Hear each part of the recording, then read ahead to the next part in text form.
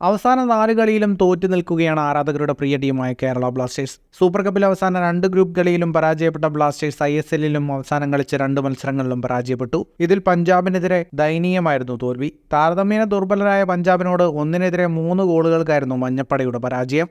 താൻ കേരള ബ്ലാസ്റ്റേഴ്സിൽ എത്തിയതിനു ശേഷം ടീമിന്റെ ഏറ്റവും മോശം കളിയാണ് പഞ്ചാബിനെതിരെ കണ്ടത് എന്നാണ് പരിശീലകൻ ഇവാൻ മുക്കമനോവിച്ച് പറഞ്ഞത്.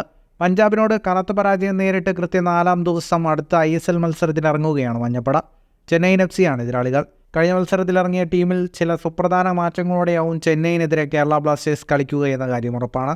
ഈ മത്സരത്തിനുള്ള ബ്ലാസ്റ്റേഴ്സിന്റെ ഏറ്റവും മികച്ച സ്റ്റാർട്ടിംഗ് 11 നോക്കാം. ഗോൾ വലയ്ക്ക് മുന്നിൽ മലയാളി താരം സച്ചിൻ സുരേഷ് തന്നെയാകും എത്തുക.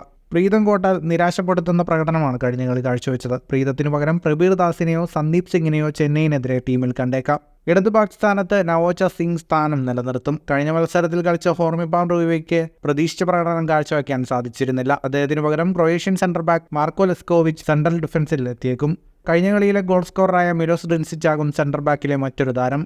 മധ്യനിരയിൽ മുഹമ്മദ് അസർ, മുഹമ്മദ് അയ്മൻ, ജീക്സൺ സിംഗ് എന്നിവർ അണിനിരന്നേക്കും. കഴിഞ്ഞ കളിയിൽ പ്രതീക്ഷിച്ച പ്രകടനം കാഴ്ചവെക്കാൻ സാധിച്ചില്ലെങ്കിലും മലയാളി താരം രാഹുൽ KPയും സ്റ്റാർട്ടിംഗ് 11-ലെ സ്ഥാനം നിലനിർത്താനാണ് സാധ്യത.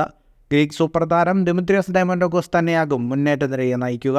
കൂട്ടിന് ലിത്വാനിയൻ താരം ഫെഡോർ സെർണിച്ചും ഉണ്ടാകുമെന്ന് കരുതാം. നഷ്ടപ്പെട്ട ആത്മവിശ്വാസം തിരിച്ചുപിടിക്കാൻ ചെന്നൈയിനെതിരെ ആധികാരിക ജയം കേരള ബ്ലാസ്റ്റേഴ്സിന് അനിവാര്യമാണ്. നിലവിൽ 14 കളിയിൽ 26 പോയിന്റോടെ 4-ാം സ്ഥാനത്താണ് ബ്ലാസ്റ്റേഴ്സ്. കൂടുതൽ ഫുട്ബോൾ വാർത്തകൾക്കായി ചാനൽ ഇപ്പോൾ തന്നെ സബ്സ്ക്രൈബ് ചെയ്യൂ.